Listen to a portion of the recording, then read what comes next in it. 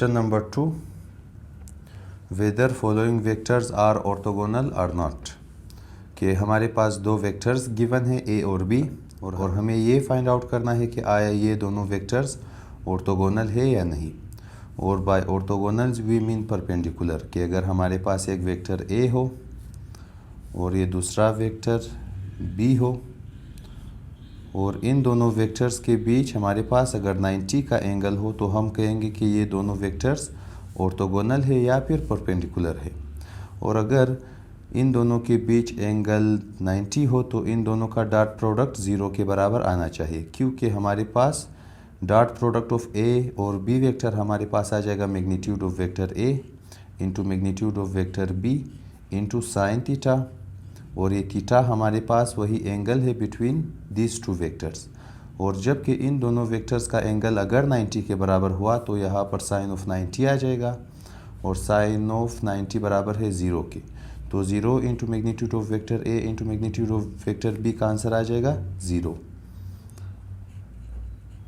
यानी हमें ये प्रूफ करना है कि वेक्टर ए और वेक्टर बी का डॉट प्रोडक्ट 0 के बराबर आना चाहिए। तो अभी हम वेक्टर ए और वेक्टर बी का डॉट प्रोडक्ट लेंगे, जो कि बराबर है सबसे पहले वेक्टर ए की value 2i minus 3j plus 2k multiplied by vector B की वैल्यू जो कि 5i plus 8j plus 7k है।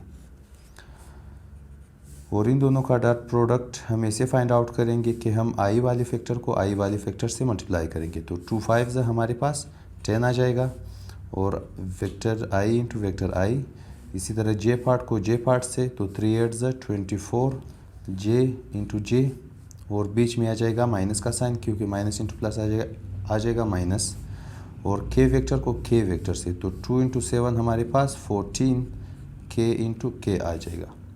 और हमारे पास unit vector i into i हमारे पास 1 के बराबर है, इसी तरह j इंटू j भी 1 के बराबर है, k इंटू k भी हमारे पास 1 के बराबर है।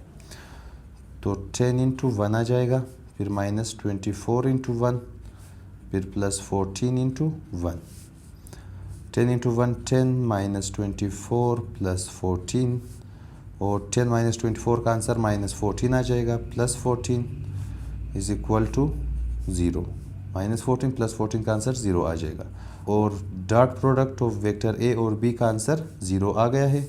तो हम कहेंगे सिंस हमारे पास ए डॉट बी यानी dot product of A B 0 के बराबर है, so the vectors are orthogonal, के दोनों वेक्टर ऑर्थोगोनल है।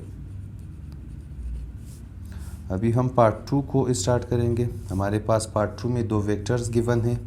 वेक्टर ए बराबर है i plus 3j minus 4k, और इसी तरह वेक्टर b बराबर है 2i minus 2i plus j plus 3k के।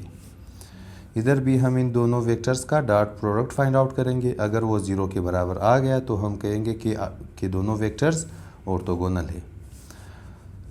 तो vector A dot product vector B बराबर है सबसे पहले वेक्टर ए की वैल्यू जो कि i plus 3j minus 4k है, इसी तरह इनटू वेक्टर बी की वैल्यू जो कि minus 2i plus j plus 3k है, इज इक्वल टू हम i फैक्टर को i फैक्टर से मल्टीप्लाई करेंगे, तो इधर 1 है, 1 इंटू माइनस 2 का answer minus 2i into i, इसी तरह j फैक्टर को j फैक्टर के साथ, इस j के साथ 1 है, तो 3 1s plus 3 j into j, इसी तरह k फैक्टर को k फैक्टर के साथ, तो 4 3s 12 k इंटू k, और यहाँ पर माइनस इंटू प्लस आ जाएगा minus, is equal to minus 2 i into i का आंसर हमारे पास 1 के बराबर है। इसी तरह 3 इंटू j की वैल्यू 1 आ जाएगा, फिर माइनस 12 इंटू 1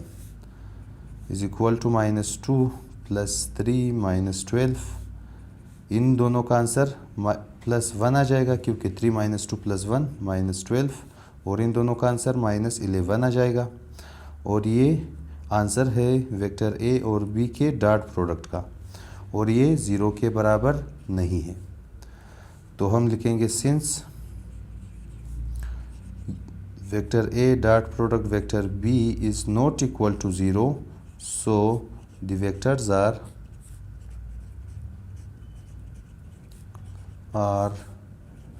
नॉट ऑर्थोगोनल, कि हमारे पास दोनों वेक्टर्स ऑर्थोगोनल नहीं है।